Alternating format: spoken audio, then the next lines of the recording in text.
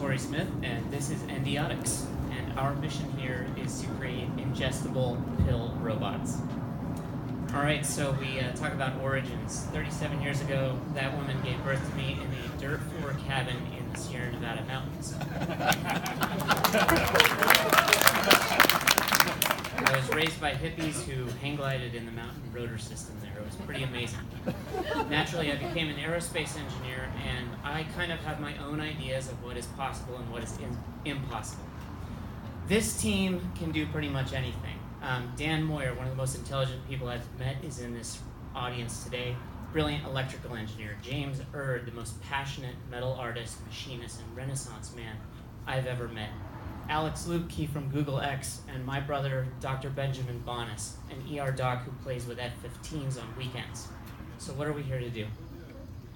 All right, so I want you to imagine a future where tiny little robots have the capability of traveling throughout your body to diagnose illness and treat illness.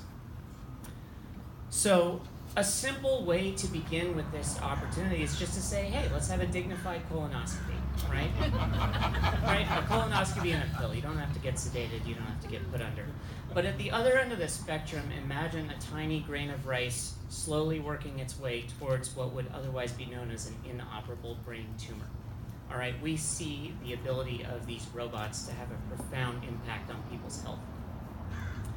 Okay, so for our roadmap, let's start with something realistic. Let's take a little fingertip-sized pill robot. Those are in the market right now. What we're doing is we're adding propulsion to it and real-time control. We're making Mario Kart in your guts, all right? But from there, we're making the pill surgeon, all right? Let's start snipping those polyps. Let's cauterize bleeds. Let's go ahead and take tissue samples. Let's scope the bile duct and catch pancreatic cancer at stage 1, not at stage 4. And then from there, we go into the micro versions, and this is where it gets really exciting. But let's continue on with this first product here. This thing is realistic.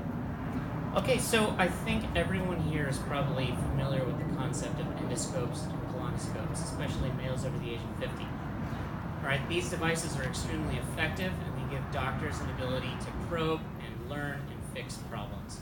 But you have to put a patient under with sedation, and it's a very invasive procedure. On the other end of the spectrum are amazing little things called pill cameras. These things came out in 1998, and in 21 years, no one has gone beyond that. But these things are cool. They take pictures as they go through your body over many hours, and all of that information can later be collected and used to diagnose illness. Endiatx wants to take all of the best versions of these and put it into one product. Something you swallow, gives a doctor direct, real-time control. Okay, so traction. So as of December, we were making mock-ups of these things and swallowing them and timing them as they went through our bodies passively. As of January, we started doing our first propulsion prototypes. In February, one of our propulsion prototypes actually moved, which was amazing. And right now, something that's very exciting is we're making what we call the pool bot, which is like a carne asada super burrito sized version of this that lets us test our control theories and algorithms. From there, we're moving into custom electronics, which allows us to start scaling down towards what we'll ultimately call the swallow bot. All right, so the market for this thing. The GI market, diagnostic and treatment, is over $40 billion annually. And if we scrape down to the bottom of that, just global pill cams is over $800 million. So there's a lot of money to be made, and there's a lot of people to affect.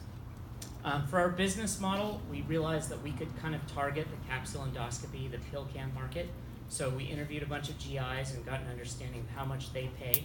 It's going to be about a $500 single-use device, same Medicare reimbursement code. We're not going to use crazy subscription fees, and our control interface is very inexpensive. All right, so go-to-market strategy for a robot that goes inside your brain and fixes things is going to be a little interesting, and it's going to involve FDA. Now, here's the deal. Because pill cameras have been out for so long, we have this opportunity to use them as predicate devices.